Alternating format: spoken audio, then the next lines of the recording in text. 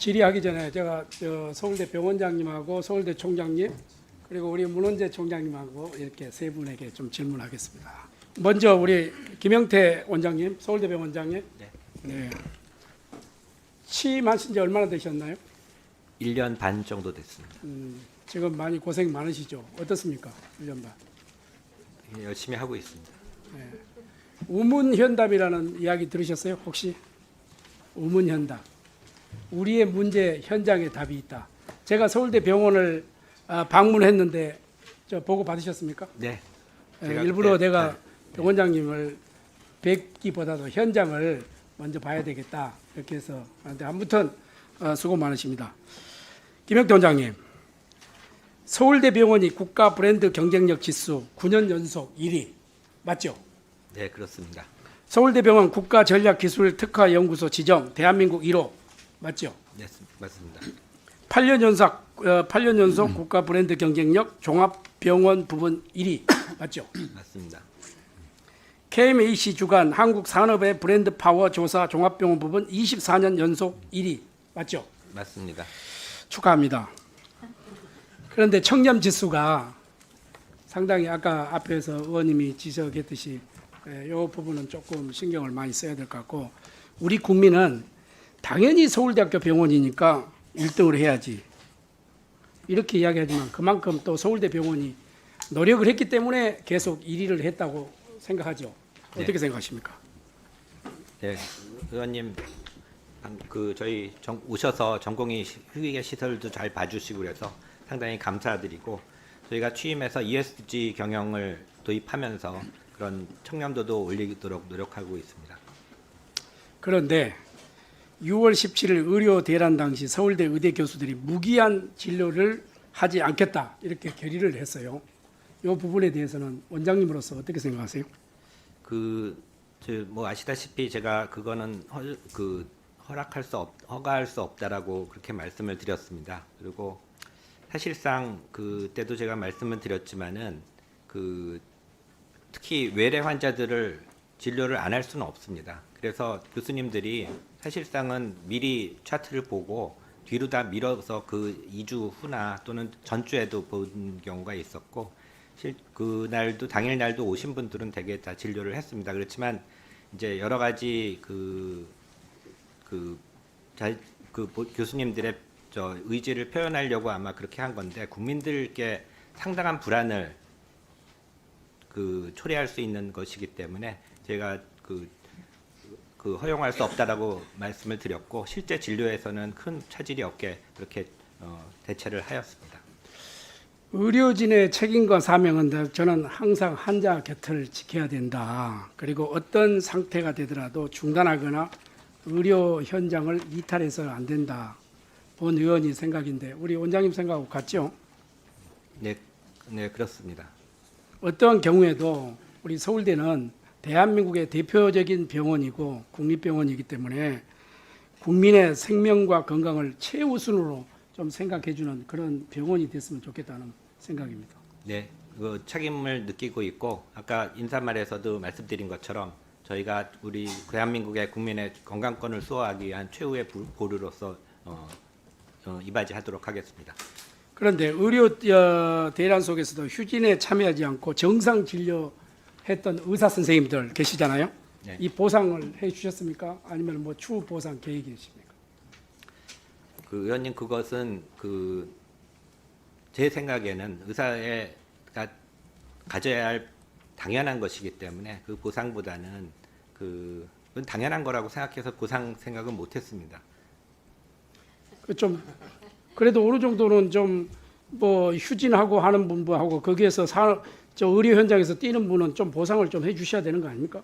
네, 고려는 해보겠습니다. 그런데 또 조직 문화라는 게 있어가지고요, 좀 고려를 해보도록 하겠습니다. 이 환자 곁을 지키면서 이 희생하면서 내는 목소리에 저는 힘이 있다고 생각합니다. 원장님 이 부분에 대해서는 상당히 좀 고려를 해야 된다 이렇게 생각을 합니다. 그렇게 하시겠습니까? 네, 그렇습니다. 그리고 아까 말씀드린 대로 휴진을 선언하시고 하셨던 분들도 실제로는 환자 진료를 잘 유지하도록 노력했다는 것도 제가 말씀드리겠습니다. 자, 그러면은 의료 대란에서 지금 전공의들이 지금 돌아오지 않고 있어요. 그러면은 우리가 아무리 이야기해도 우리는 비전공자이기 때문에 원장님이 그 의료 현장을 지켜보고 있기 때문에 어떻게 하면 돌아온다고 생각하세요?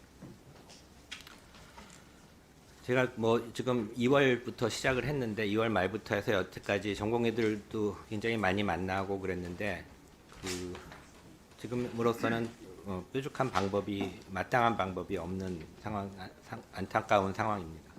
그래도 뭐 적극적으로 좀 그거를 추진을 해야 되는 거 아닙니까?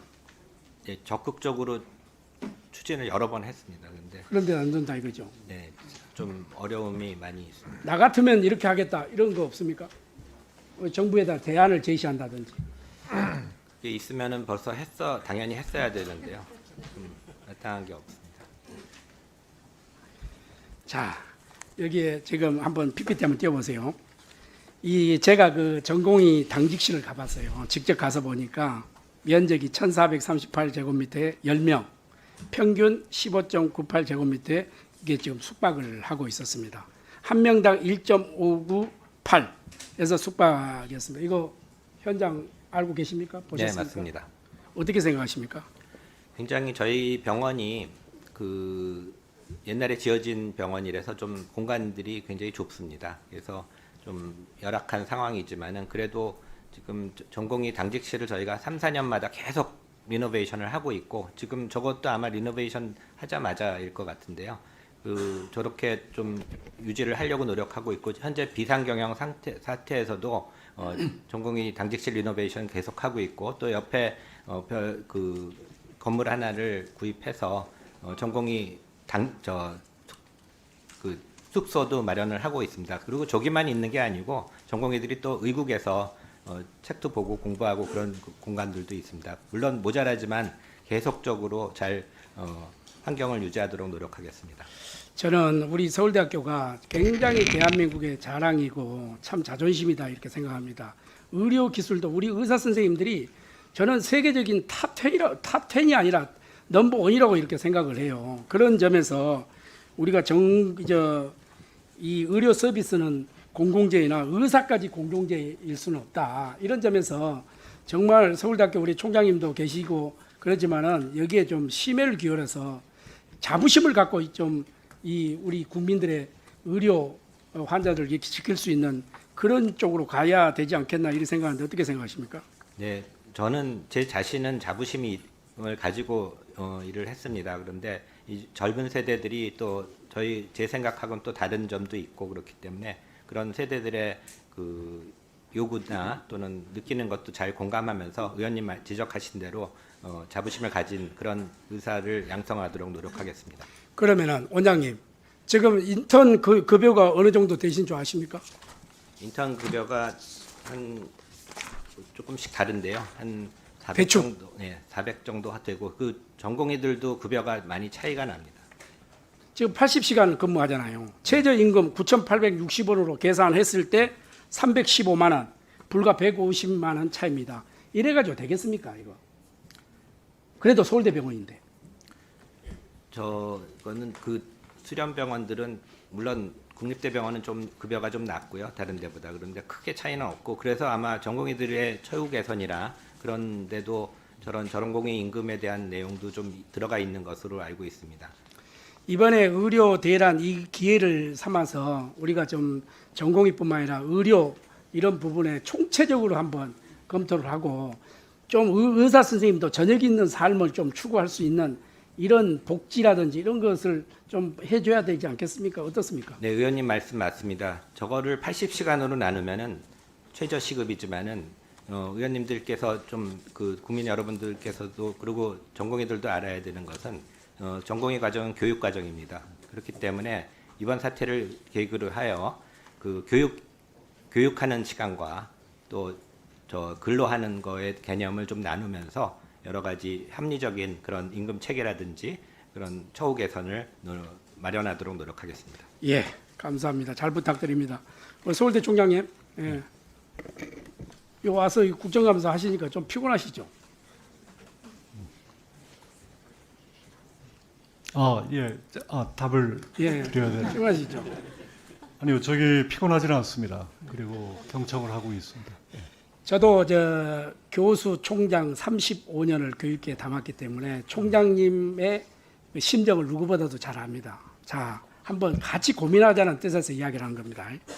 대한민국의 모든 평가 영역에서 OECD 평균보다 높은 점수가 있어요. 수학 우리가 1, 2등 합니다. 읽기 1에서 7등 합니다. 과학 2등에서 5등 합니다. 전체 81개 중에서 수학 3등, 읽기 2등, 과학 2등. 이 높은 순위를 기록하는데 대학만 오면은 순위가 60위권으로 떨어지는데 이거 왜 이래요? 왜 이렇다고 생각하십니까? 그 대학에서의 어떤 배움의 그 내용이나 방식이 물론 초중고에 바탕이 되긴 하지만 그 좀 전에 데이터서 보신 뭐 수학이나 이런 지표가 대학의 수월성하고는 좀 다르고 그리고 무엇보다 중요한 것은 그래서 고등교육에 혁신이 필요하다라고 하는 생각을 항상 해왔고 그 부분에서 서울대가 앞장을 서고자 합니다. 지금 고등교육법을 제가 이제 전면 개정안을 지금 내놨는데 여기에는 동의하시죠? 모든 권한을 대학 총장에게 주는 겁니다. 동의하십니까?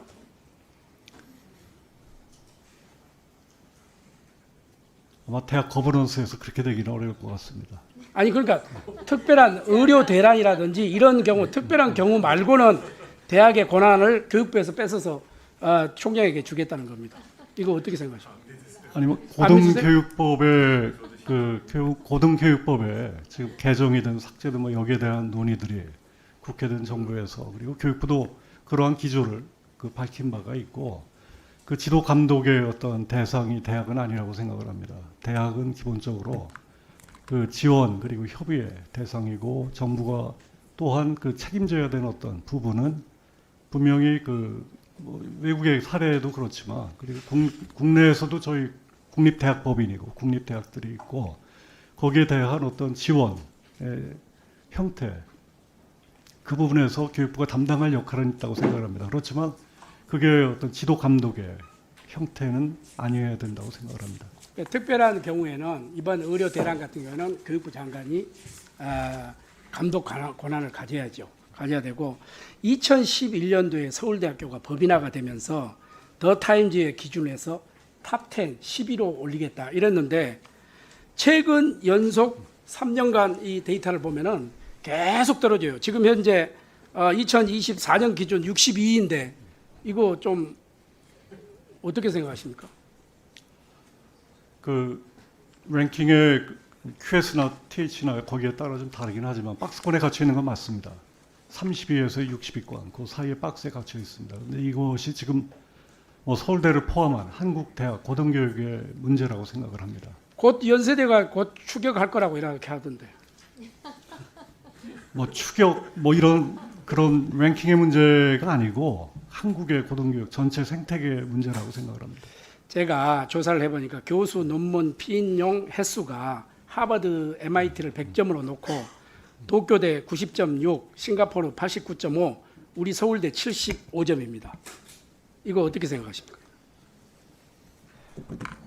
교수 개인적인 노력은 많이 하는데 저희 서울대 업무 보고에서 말씀드렸지만 특히 연구 분야에서 더 대규모의 대형의 어떤 플랫폼들이 구축이 돼야 됩니다. 그러니까 임팩트 있는 연구들이 더 나올 수 있는 것은 기존의 이렇게 랩 중심의 개별적인 어떤 연구로는 한계가 있습니다. 그래서 그런 부분들이 여러 가지 지표로 나오는 거를 넘어서 그걸 넘어서기 위한 대학의 고등교육 연구의 어떤 토대가 어떻게 갖춰야 되는가 이것이 지금 한국 대학이 가장 고민해야 되는 부분이라고 생각합니다. 1인당 교수 연구비도 카이스트의 79.4%밖에 서울대가 안 돼요. 이거 자존심 상하는 문제 아니세요? 카이스트 서울대를 넘어서 한국의 상황이 그렇습니다. 정부 출연금도 매년 1%씩 높아서 지금 2023년도에 57%, 올해는 58%까지 올라갈 건데 이거 뭐 1인당 연구비라든지 이런 것이 너무 약해요. 이게 어떻게 생각하십니까? 그러니까 다 유출이 되지. 서울대는 지금 경쟁 대학은 일본, 중국 그리고 홍콩, 싱가포르에 지금 아시아권의 대학만 해도 저희 전체 그 레비뉴의 재정의 규모를 보면 그 재정의 규모가 결국 교육 연구의 그 활동의 양입니다. 그 부분에서 그 동경대, 아니 북경대, 칭화대, 싱가포르 국립대 그리고 홍콩 대학하고 비교를 하면 저희가 2분의 1 내지 3분의 1의 규모입니다. 그러니까 그 1년 예산이 서울대가 얼마입니까? 의대 빼고 1년 예산이 지금 1조입니다. 1조 정도입니까? 네. 의대까지 넣으면 2조가 넘겠네요. 의대는 별도 그 계정입니다. 예. 누가 조국으로 가는 길을 묻거든 관악을 보라 이런 이야기 들으셨죠? 서울대의 자존심을 지키고 우리가 이번에 로벨상도 나왔지만 서울대에서 로벨상이 나오는 이런 수준까지 우리가 올려야 되지 않겠습니까? 예, 맞습니다. 네. 자, 그러면 하나만 지금 시간이 없으니까 서울대 입학본부에서 일했던 전직 입학 사정관들 대입 컨설트로 왕성한 활동을 하고 있는데 알고 계십니까? 잘 모르고 있습니다. 양종호 성균관대 교육학과 교수가 사교육 카르텔 10개 유형 중 하나로 지적을 했습니다. 이 문제를 나중에 또 추가로 이렇게 부산 사상구의 김대식입니다. 한경대 총장님. 네. 내가 이 이야기를 안 하려고 했는데 그 설민신 교수 있잖아요. 네. 이거 이렇게 뭐 저 성비라든지 공급횡령이라든지 이런 의혹을 받고도 왜 안 나옵니까? 나와서 떳떳하게 이렇게 해명을 하세요. 이게 중계방송 되기 때문에 국민들이 안 나와서 이야기하면 국민들이 그걸 100% 믿어요. 총장님 그렇게 하시겠어요? 이번에 제가 직접 통화를 한번 하겠습니다. 직접 하세요. 총장 입장으로 하세요. 예? 네. 예, 이게 지금 우리 지금 여당으로서 지금 한계에 부딪힌 거예요. 네. 그렇게 해서 지금 좀 해명하세요. 예? 네. 예. 자, 우리 최대 총장님. 문원재 총장님. 이 스포츠는 우리 국민을 울게도 하고 웃게도 하고 때로는 용기를 또 주기도 합니다. 그런 점에서 이 한국 스포츠가 이렇게 발전을 해왔다는 것은 저는 한국체육대학에 커다란 하나의 공이 있다 이렇게 생각하는데 동의하십니까?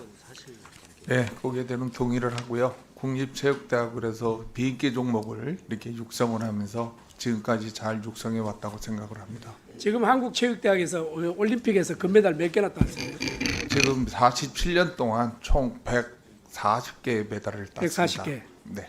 올해도 14개를 땄죠. 네, 올해는 금메달 6개, 은메달 3개, 동메달 5개, 총 14개를 따서 국가 순위로 볼 때는 15위에 해당하는 성적입니다. 우리 체육대학이 이 국익을 굉장히 저는 선양했다 이렇게 칭찬을 하고요. 그런데 그 체육대학의 그러니까 이론 교수님 말고 실기 교수님들의 훈련비가 하루에 얼마 정도 됩니까?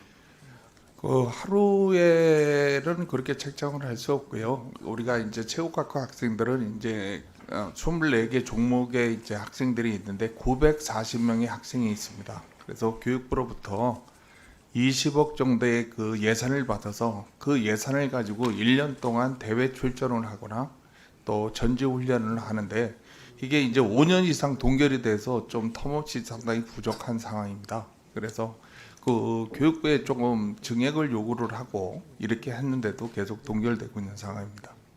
저 기업 이런 데서 발전기금을 좀 체육대에 좀 안 줍니까? 저희들은 그걸 지금 받아본 적이 없고요. 교육부의 예산에 의존을 하고 있습니다. 이 본 의원이 한국 최대 그 발전기금 낸 거 기억하십니까? 저도 냈어요. 아시죠? 네, 현관 네, 입구에 예, 가면은 예, 제 이름이 예, 있는 거 예, 아시죠? 잘 알고 있습니다. 예, 예. 그래서 우리 총장님이 취임하셨으니까 네. 아주 그 적극적으로 기업 회장님들한테 조금 이게 사회공헌기금이 있어요. 한국 스포츠가 우리 국민들에게 이렇게 용기를 줄 수 있는 그게 있는데 저 총장님 적극적으로 한번 뛰어볼 의사 없으십니까? 네, 열심히 한번 뛰어보도록 하겠습니다. 그리고 또 꼭 국회에서 국회 교육위에서 한국체육대학을 좀 이런 부분은 좀 도와줘야 되겠다 이런 말씀 있으면 간단하게 좀 한번 하십시오. 네, 아까도 말했지만은 우리 지금 전체적인 예산이 동결이 되다 보니까 대회 출전이라든지 아니면은 그 훈련이라든지 이런 것에 예산 부족으로 상당히 어려움을 겪고 있습니다. 예. 또한 생활관을 학생들이 이제 800명에서 900명 정도를 생활을 하고 있는데요. 그 식비가 상당히 그 2018년도 예산으로 지금 운영이 되고 있다 보니까 상당히 그 먹는 데에서도 조금 그런 것이 어려움이 있습니다.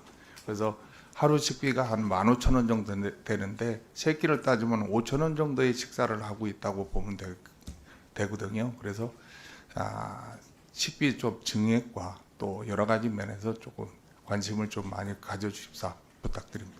5천 원 갖고 라면이나 먹을 수 있겠어요. 그래가지고 어떻게 금메달 따겠노? 그죠? 이거 좀 지금 적극적으로. 현실적으로 좀 예. 그렇게 돼 있기 때문에 알겠습니다. 상당히 호소를 하고 있습니다. 하여튼 뭐 용기를 가지시고 하여튼 뭐 부분점이 있으면 우리 요 교육위에 좀 이야기를 해주시면 네, 우리가 적극적으로 많이 돕도록 도와주십시오. 하겠습니다. 열심히 하겠습니다. 자, 서울대 총장님, 참 뭐 총장님께서 아침부터 수고 많으십니다. 교육부가 2025년도 입학 정원 20%, 그다음에 26년도 25% 이상 무전공 입학 선발을 한다. 이거 알고 계시죠?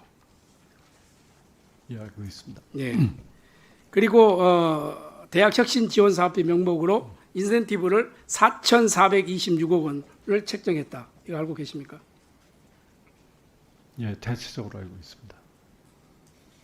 대학별로 76억에서 한 155억으로 이렇게 국고 지원을 하고 있는데 이것도 알고 계십니까? 예, 자, 그런데 서울대학이 2025학년도에 11%가 넘는 400명이 이 전공 무전공으로 이렇게 신청을 했어요. 그런데 이제 우리 총장님이 지금은 이제 강의를 안 하시지만 전공을 정착하셨으니까 정착과는 얼마나 학생들이 좀 몰립니까? 전공을 선택하는 학생들. 예. 그 서울대는 지금 올해 졸업생의 한 40%가 복수 전공을 합니다. 그러니까 다전공이라고 하는 예. 형태로 본인의 전공으로 들어오지만 지금의 형태는 다전공을 많이 선택을 하고 그래서 특히 정치 외교학 분야는 그런 정원 외에도 복수 전공하는 다전공 학생들이 꽤 많습니다. 자, 그러면 한번 도표 한번 지어보세요. 자, 자유전공 지금 이렇게 해놨습니다. 졸업생 전공 선택, 경기학부 245명, 경영학부 240명, 컴퓨터 145, 통계학과 90명, 종교학과 1명, 동양사학과 1명, 불어불문학과 1명에서 전공 취소. 이게 자유경제경영학부입니까? 아니면 자유취업사관학교입니까? 이렇게밖에 설명이 안 되지 않습니까? 이래가지고 어떻게 서울대학에서 인류 공동체에 기여하는 양성을 하겠느냐? 저는 굉장히 걱정을 하고 있습니다. 어떻게 생각하십니까, 총장님? 저희 서울대학교 입시 전형은 그 여러 형태로 지금 그 전형이 존재하고 그리고 이러한 형태의 어떤 자유전공 내지 무전공 선발이라고 하는 형태를 저희가 지금까지의 통계를 보면 대개 들어와서 자퇴를 하거나 그리고 전과를 하는 비율이 대개 다 합치면은 20% 내지 30% 가까이가 됩니다. 근데 저희가 생각을 할 때 그런 그 전공을 조금 더 그 오픈해서 무전공으로 들어와서 대학에 들어와서 전공을 선택하는 기회를 주는 게 그게 전체 입학 전형도 아니고 저는 그게 일정 정도 그런 학생들의 비율은 필요하다고 생각을 합니다. 그리고 그 부분은 또 어떤 면에서 그 쏠림 현상 지금 말씀하신 그런 그 역작용이 있기도 하지만 실제로 자유전공학부가 그동안 한 10여 년 동안의 그 경험에서 그 여러 그 이제 쏠림 현상이라고 하는 우려들의 어떤 대상이 되기도 하지만 거기에서 이렇게 그 공부하는 학생들이 모두 대부분 다 복수 전공을 합니다. 그리고 본인들이 이렇게 새롭게 학생 자율 설계 전공이라고 해서 좀 더 새로운 형태의 어떤 그런 공부 방향도 학생이 스스로 찾기도 합니다. 그래서 이런 부분의 쏠림 현상이라고 하는 것은 그 전체로 보면 대부분의 70% 지금 뭐 한 90% 가까이는 다 학과 모집을 합니다. 그런데 일정 정도 그것을 지금 현재는 한 10% 조금 넘는 경우지만 이 정도의 출액은 둬야 그런 학생들의 어떤 잠재력 그것도 키울 수 있는 그런 여지가 생긴다고 생각합니다. 그래서 뭐 말씀하신 여러 학문들의 어떤 쏠림, 그렇다고 우리가 종교학과나 뭐 이러한 지금 말씀하신 형태 그거를 그 중요성을 그 간과하는 건 아닙니다. 그렇지만 이것은 학생을 위한 하나의 그 트랙으로서의 그 의미를 그 말씀을 드리는 겁니다. 예, 총장님 말씀도 아주 공감을 하는데 우리가 문사철 이렇게 이야기하잖아요. 예. 문학, 역사, 철학 이게 좀 기본 베이직이 또 베이스가 돼서 좀 학문이 이렇게 발전하고 이렇게 해야 되는데 상당히 좀 걱정이 돼서 제가 질문을 좀 드린 거고요. 총장님, 이항에 지금 총장님 이렇게 국정감사에 나오셨으니까 좀 엉뚱한 소리일 수도 있습니다. 지금 우리 수도권의 일극주의잖아요. 수도권의 집중 현상이 있잖아요. 이것은 저는 대학에 굉장한 영향이 있다고 생각합니다.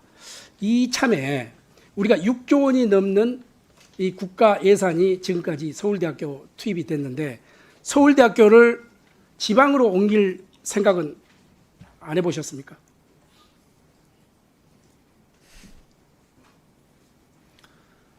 그 지금도 서울대는 캠퍼스가 한 4개 내지 5개가 됩니다. 그리고 나름대로의 어떤 지금 말씀하시는 형태로 그 문제는 훨씬 더 큰 문제라고 생각을 합니다. 아니 서울대가 지금 현재 포화 상태잖아요. 관악 캠퍼스가. 그럼 지방에 지금 털을 해놓고 그대로 지금 방치해놓고 풀만 나고 이렇게 하잖아요. 이게 거국적으로 앞으로 미래를 보기 위해서 서울대를 지방으로 딱 해놓으면은 인구 문제도 해소이 되고 또 여러 가지 지역 균형 발전도 되고 이렇게 본의원은 생각하는데 총장님은 그러한 것을 한번 심도 있게 고민해 볼 필요가 없으십니까?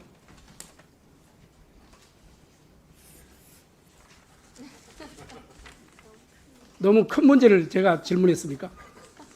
이건 사회적인 합의도 필요하고 또 서울대 동문들의 의견도 또 듣고 재학생 의견도 들어야 되겠지만은 좀 거국적으로 한번 생각해 볼 필요가 없냐? 아까 말씀드린 여러 거점 국립대 중심으로 그리고 저희가 계속적인 어떤 이게 하나의 네트워크를 형성하고 플랫폼을 구성하는 형태로의 그 노력을 지금 계속하고 있습니다.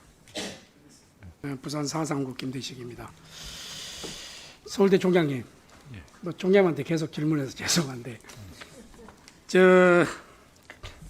서울대가 지금 오늘 현재로 재적 학생 제가 조사해 보니까 21,671명인데 재학생은 지금 현재 몇 명 정도 되고 있습니까?